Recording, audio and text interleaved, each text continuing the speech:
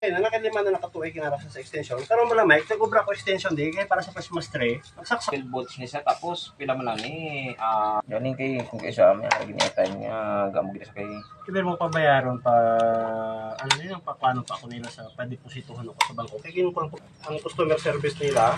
online mo ni kwa Hindi ang nagkuan pala ko sa online nila. Wala oh. Dapat mag-andar na siya oh. check ta na yung voltage Kabo. kon dere 12 volts. Start 12 volts. 2.5 12.5 yan 12.5. Amo ni yan negative, amo ni positive. Oo. Kung i-load ko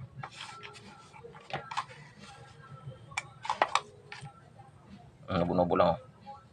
Nan. Mati hindi niya madala no. Kay kuan ni nang may short ini sa linya. Taon-taon ay. Yung pamangkol sa dapong, paano siya naka-short no?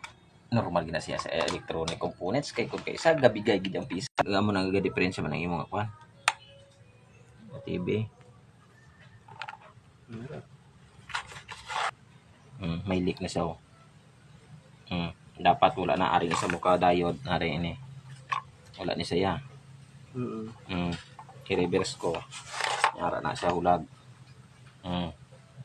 O ari dire may leak sa ari yang positive nimo.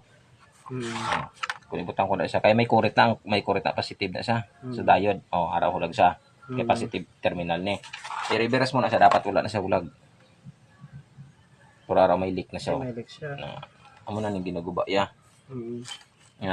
Hindi na siya magtuloy ang power kag kita mo drop ang kalayo kung i-load ta. Wala gani sa standby power. Wala oh. Bunubo. Wala kay dos. Hindi, kuha ni siya. 5 ni magkato di. Kurit na. Kuha yung voltahe. 1, 2, 3, 4. 3. 3 volts lang. Hindi inubo-nubo. Kung magkuha tadi sa iyang USB. 5 volts niya. Wala gani lambot 5 volts oh. Arigo ang problema sa iya nga ni. Nasa pilog. Maway siya ni. Regulator.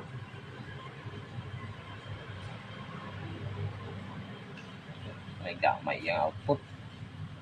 Ang output yan mo. Kaya mga pantalapong. Pwede ko niya. Kaya mga tama ang balipa ko. Disposable.